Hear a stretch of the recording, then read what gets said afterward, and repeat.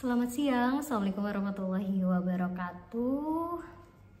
Perkenalkan, saya Hani Nabila, mahasiswi Gasal Metsi 2024. Dalam kesempatan kali ini, dalam beberapa menit ke depan, saya akan melakukan bincang-bincang dengan narasumber kita, yakni saya Andita Dewi Rinaldi dari Metsi angkatan Gasal 2024. Kita di sini akan berbincang mengenai buku Pola Pikir Sistem dan juga ada satu lagi buku Networking karya Profesor Insinyur Agus Mariono, yang dimana saya akan menggali tentang bagaimana cara saudari Andita ini untuk bisa merepresentasikan studi-studi yang sudah didapat dari buku Pola Pikir Sistem dan juga buku Networking. Oke, gimana Mbak Tata, sehat? Sehat Mbak Hani, gimana Mbak Hani kabarnya? Alhamdulillah. Gimana Mbak, untuk pola pikir sistem sendiri, Mbak ingin sharing kepada kami itu tentang hal apa ataupun pengalaman apa Mbak, di bidang apa? Kalau saya sih untuk pola pikir sistem itu sebenarnya awalnya mungkin tidak terasa ya, karena itu hal yang sangat dekat dengan kita, namun mungkin kita terapkan dan kita belum tahu kalau itu ternyata cara kita untuk berpikir secara sistemik seperti itu. Kali ini sih saya ingin berbagi pengalaman saya zaman S1 dulu, mengenai experience di magang atau di dunia kerja, yang mana itu di bidang IT sih waktu itu. Sangat menarik sekali ya Mbak. Magangnya di perusahaan apa Mbak? Saya di perusahaan software house startup seperti itu, dan waktu itu di bagian analisis quality assurance dari satu aplikasi. Oke, baik. Itu seperti apa Mbak untuk pengaplikasian pola pikir sistemnya sendiri gitu? Nah, kalau pola pikir sistem itu sendiri kan adalah bagaimana cara kita berpikir secara menyeluruh atau holistik untuk kita menyelesaikan satu masalah krusial tanpa menimbulkan masalah baru seperti itu ya. Nah, jadi pada proses penerapan ini saya sangat belajar mengenai bagaimana saya memeriksa satu kesalahan dari satu software itu yang kemudian akan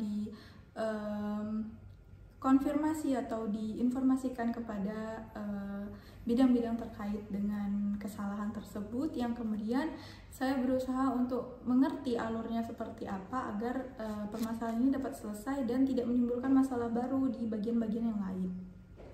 Nah, salah satu yang menurut saya sangat holistik dan sistemik dalam proses saya mendeteksi atau saya berkegiatan di magang itu adalah kami sering sekali melakukan meeting yang mana itu kami melaporkan temuan-temuan mengenai error atau hal-hal yang menjadi kendala di software yang lagi di develop atau dibangun. Nah, kemudian kami akan menyampaikan atau mengkonfirmasi, oh ternyata salahnya di sini dan sepertinya ini kurangnya di sini. Nah, sehingga bagian-bagian lain seperti front end atau back end, yang bagian database atau bagian desain itu mereka dapat membetulkan atau mendesain ulang atau memberikan alur ulang untuk bagaimana data ini dapat tersaji dengan sempurna seperti itu dan dapat terlihat oleh pengguna dengan baik seperti itu. Seperti itu sih lebih kurangnya. Itu di tahun berapa ya Mbak untuk pengalaman sendiri? Kalau itu sih udah kayaknya sekitar tahun 2022 seperti ini. Oke. Nah, menurut Mbak Tata terkait dengan tadi ya pola pikir sistem lalu penerapannya di dunia kerja, apa sih hal yang paling penting seseorang miliki terkait dengan keahlian berpikir sistem itu sendiri gitu?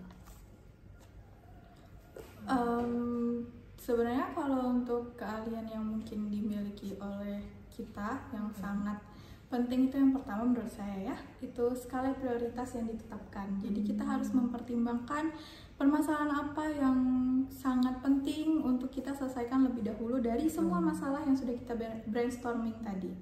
Lalu kita juga harus memahami manajemen waktu dan apa yang harus diselesaikan dalam waktu berapa. Karena seperti yang kita ketahui, ketika satu aplikasi itu mengalami keterlambatan atau aplikasi itu mengalami satu error, para pengguna itu sangat membutuhkan aplikasi itu dan mereka merasa, oh ini terlalu lama errornya. Akhirnya seperti contohnya Instagram ya, yang paling dekat dengan kita. Nah, pengelolaan Instagram itu kan ada di waktu tertentu yang mereka mengalami server down. Nah, kadang orang-orang seperti kita yang menggunakan Instagram seperti hiburan ataupun yang mencari uang dari Instagram seperti selebgram atau yang lain, itu kan butuh mengakses Instagram ini. Nah, kalau itu lebih dari 1 sampai 4 jam itu kan sudah mengganggu metabolisme dari sistem tersebut. Nah, hal itu yang harus dilakukan oleh pihak Research and Development untuk menangani hal-hal tersebut tidak terjadi lebih lama seperti itu. Lalu dibutuhkan juga yang namanya perencanaan, pelaksanaan, monitoring, dan evaluator.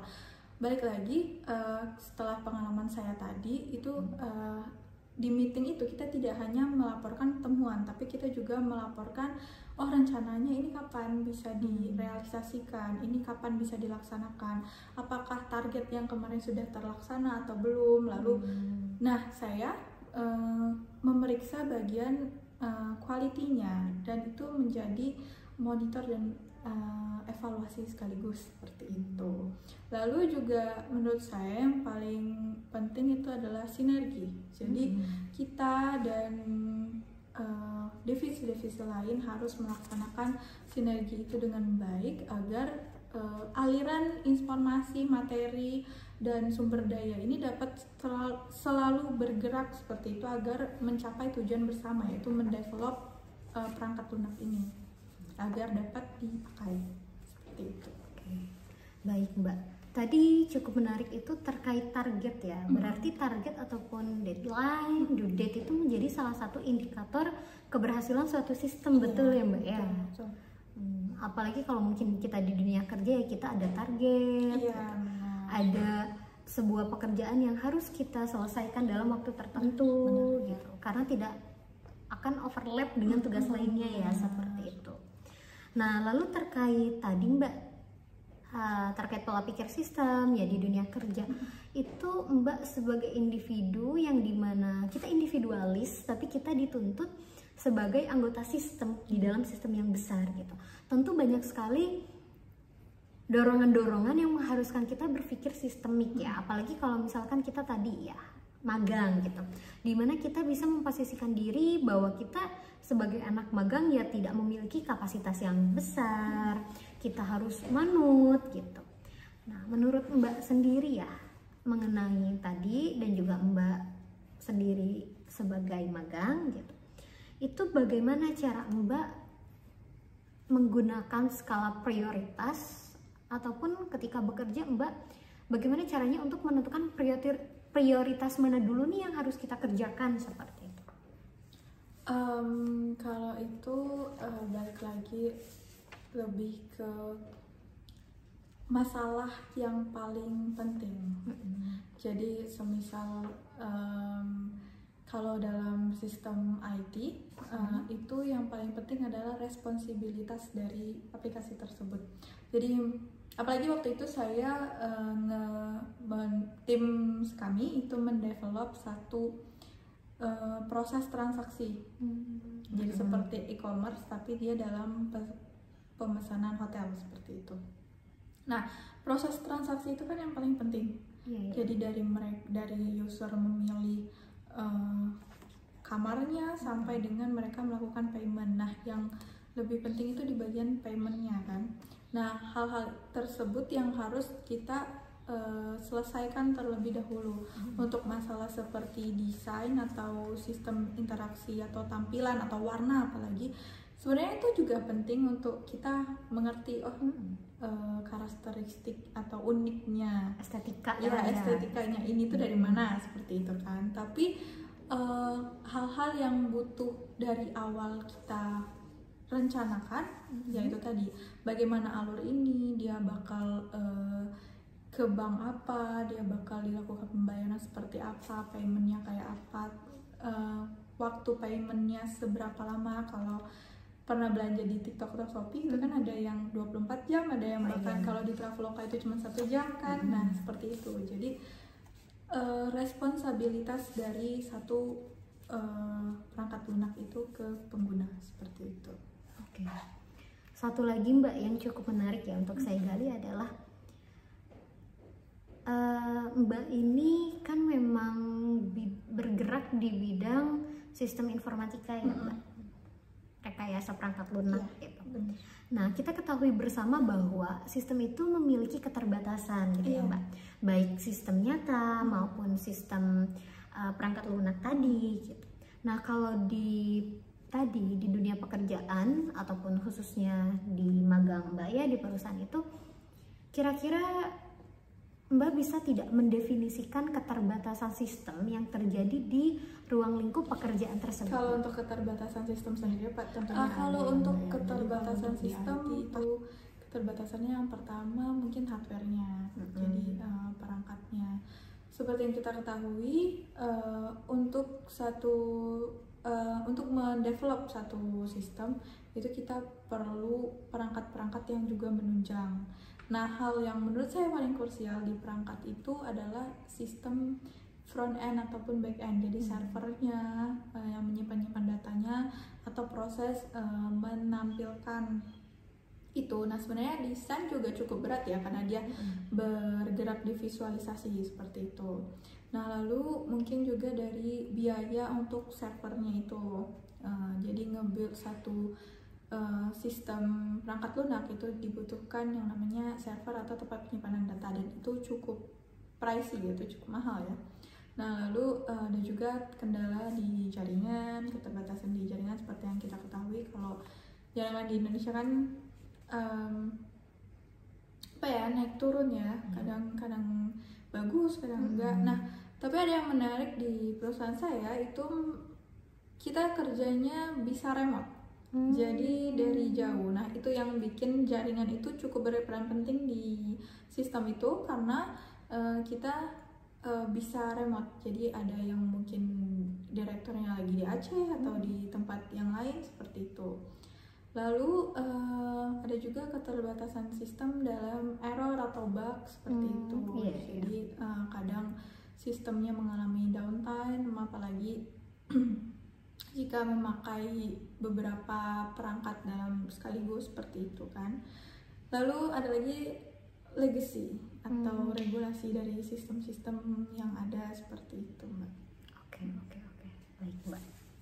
Itu terkait pengalaman di kehidupan sehari-hari ya, atau lebih tepatnya di dunia kerja, di dunia magang terkait representasi dari pola pikir sistem. Ternyata memang pola pikir sistem itu sudah kita lakukan, sudah bisa kita representasikan, namun kita baru mendapat teorinya saat ini gitu ya Mbak, terkait dengan pengertian pola pikir sistem apa, cara berpikir sistem seperti apa gitu. Sejatinya kita sudah belajar namun kita kurang paham, oh ternyata yang kita lakukan ini salah satu cara ataupun salah satu bentuk dari pola pikir sistem gitu. Baik Mbak. Selanjutnya ke pembahasan ini Mbak terkait pemilihan prodi sendiri ya Mbak. Ini kan cukup menarik, apalagi Mbak Tata lulusan dari sistem informatika ya, sistem informasi, yang mana benar-benar cross major ya Mbak. Cross major tuh benar-benar berpindah haluan dari sistem ke teknik ya kan, ke engineering gitu. Nah yang membuat Mbak Tata sendiri akhirnya memutuskan, oh ini pilihan terbaik saya nih, saya kuliah di Medsi, saya memilih ini dengan yakin gitu. Itu apa sih Mbak? Kalau dari saya sendiri lebih ke Medsi itu prodi yang menarik ya menurut saya, karena dia mempelajari tentang teknik sistem seperti itu, dan dari yang saya baca di laman dan lainnya bahwa Medsi itu sendiri adalah mempelajari mengenai ilmu interdisipliner. Jadi dia tidak hanya memfokuskan di satu ilmu, tapi dia mempelajari banyak ilmu secara menyeluruh, dan menurut saya itu hal unik dari Medsi. Dan saya di sini kan inginnya untuk dikonsentrasi digital marketing. Nah itu kan juga lintas interdisipliner banget ya, antara bisnis dan informatika seperti itu. Dan itu yang menariknya di Medsi adalah dia dapat menggabungkan dua hal tersebut tanpa condong ke satunya seperti itu. Dan saya juga banyak di semester 1 ini kita mempelajari beberapa hal yang menarik menurut saya, dan seperti sistem memperkenalkan atau datang ke seminar-seminar mengenai energi terbaru dan terbarukan, lalu mengenai teknik industri, dan hal-hal itu cukup menarik untuk saya dan sepertinya akan banyak memberikan manfaat bagi saya begitu Mbak, untuk melanjutkan ke semester-semester berikutnya. Oke. Terkait pola hubungan sistem tadi ya Mbak ya, ataupun networking ya kan itu. Nah, menurut Mbak seberapa besar sih korelasi Mbak ya, kan kita sebagai orang sistemik, sebagai orang yang memiliki pola pikir sistem, tentu kita dituntut untuk bagaimana cara kita memiliki pola hubungan sistem itu, ataupun bahasa lainnya itu adalah networking. Nah, menurut Mbak seberapa penting networking dalam hidup Mbak? Oh, ya. Kalau itu sangat penting ya, karena menurut saya manusia itu, balik lagi, manusia itu makhluk sosial. Betul. Mereka harus berinteraksi, kita harus berinteraksi dengan baik, dan bahkan ketika kita baru terlahir di dunia kita harus berinteraksi, dan dimana networking itu dimulai dari hal-hal kecil. Balik lagi, ketika saya membaca buku karya Pak Agus Mariono, lalu saya melihat, oh ternyata iya ya, networking itu dijalankan dari aspek terkecil, yaitu keluarga, seperti itu. Tahu sendiri sih, selain itu di era globalisasi saat ini ya, sangat diperlukan yang namanya networking, dan saya menemukan itu ya selain dari fase S1 saya atau dari teman-teman saya yang dulu. Seperti networking kan bukan satu hal yang boleh ditinggalkan, karena kita sendiri harus saling tetap terhubung, mana tahu nanti di masa depan kita membutuhkan teman-teman kita seperti itu. Nah, saya merasakan juga di S2 melakukan pengenalan diri, lalu banyak insight dari teman-teman yang berbicara mengenai ayo kita bangun personal branding yang bagus, baik itu dari sosial media ataupun kita berani untuk memperkenalkan diri kita baik secara online ataupun offline di acara-acara tertentu, dimana networking itu adalah pertemuan singkat yang mungkin bisa sangat berarti untuk kedepannya seperti itu. Jadi menurut saya networking itu sangat-sangat penting untuk kita jalani dan kita laksanakan sih. Baik. Sangat begitu banyak sekali hal-hal positif ya Mbak yang kita bisa dapat dari networking. Nah, menurut Mbak Tata sendiri, bagaimana sih cara yang tepat agar kita bisa memanfaatkan dari networking itu gitu Mbak? Memanfaatkan hal-hal yang bisa kita dapat dari networking itu gitu Mbak. Saya manfaat dari networking itu sendiri, yang pertama adalah memperkenalkan diri kita ke dalam satu organisasi atau ke dalam satu acara yang kita hadiri seperti itu.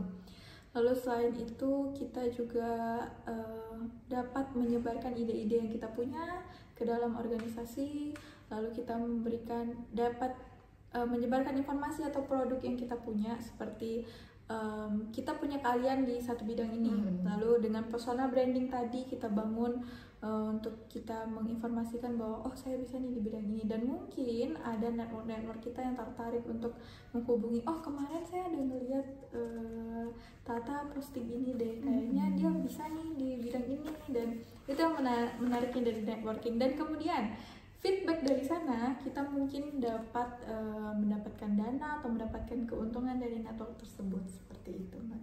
Oke, baik. Nah, tentu namanya network ataupun mungkin tadi sudah dibahas di dalam sistem ya. Tentu di dalam networking juga terdapat hal-hal yang membuat network itu gagal. Apalagi kita tahu bahwa network itu kan kita menyatukan beberapa ide ataupun kita menyatukan beberapa kepala ya gitu. Kita benar-benar berinteraksi dengan lebih dari satu manusia. Tentu gesekan-gesekan ataupun mungkin kegagalan itu memiliki kemungkinan yang besar juga gitu, sama seperti manfaat yang kita dapat. Nah, menurut Mbak Tata, kira-kira dalam kegagalan network yang mungkin terjadi, cara untuk mengatasinya itu seperti apa? Ataupun ketika kita mendapatkan network yang gagal itu biasanya dikarenakan karena apa gitu Mbak?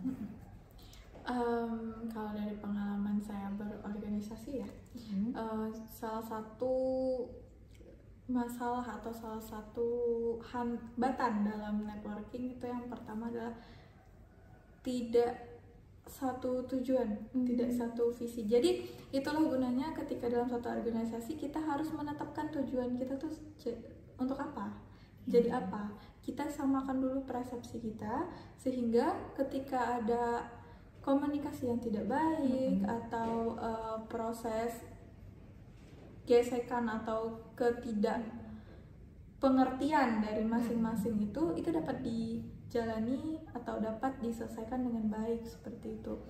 Lalu organisasi yang baik atau satu networking yang baik itu memiliki perencanaan dan feedback atau interaksi yang dapat diapresiasi atau dapat dihargai oleh setiap anggota kelompok. Jadi interaksi dalam sistem atau perbedaan berpikir dalam networking itu penting karena itu tanda bahwa masing-masing dari kita berpikir. Jadi kita bisa mempunyai pendapat yang berbeda. Untuk mengatasinya kita harus memiliki visi dan misi yang jelas, lalu perencanaan dan pelaksanaan yang sesuai dengan tujuan kita. Nah, selain itu ada juga bentuk-bentuk hambatan dari pihak eksternal atau dari eksternal dari networking itu. Nah, contohnya adalah fasilitas yang tidak lengkap atau fasilitas yang tidak mendukung untuk pengembangan network tersebut, seperti itu, Mbak. Oke, baik Mbak. Sangat menarik sekali ya tentang networking dan juga tentang pola pikir sistem, yang mana keduanya itu sangat berguna terutama untuk kita sebagai manusia yang fitrahnya adalah makhluk sosial, ya kan, yang tidak bisa terlepas dari networking itu sendiri gitu Mbak. Nah, terakhir Mbak, menurut Mbak Tata, seberapa penting sih networking itu harus kita lakukan di dunia ini Mbak? Ya, skala networking itu sangat penting ya menurut saya, karena silaturahmi itu kan adalah salah satu cara untuk memperpanjang umur ya. Jadi dengan kita berinteraksi dengan orang, kita membagikan kalau bahasa sekarang itu vibes, kita membagikan apa yang kita dapatkan, hal-hal baik yang kita punya ke dalam lingkungan kita, dan sebaik-baiknya manusia adalah manusia yang bermanfaat bagi orang lain. Jadi menurut saya networking itu sangat penting untuk kita terapkan, dimulai dari sekarang atau dimulai sedini mungkin. Ya, terakhir Mbak, ini kesan pesan Mbak setelah membaca ya buku pola pikir sistem dan juga ada buku networking, itu interest ataupun insight apa sih yang Mbak dapat gitu dari buku yang telah diterbitkan oleh Prof. Insinyur Agus Mariono ini? Kalau menurut saya, insight-insight yang saya dapat dari buku pola pikir sistem dan buku networking kayak karya Prof. Agus Mariono, buku-buku ini meringkas mengenai hal-hal yang sangat dekat dengan kita dengan bahasa yang sangat mudah dimengerti, dan mungkin hal-hal yang belum pernah kita terpikirkan tapi ternyata sudah kita lakukan.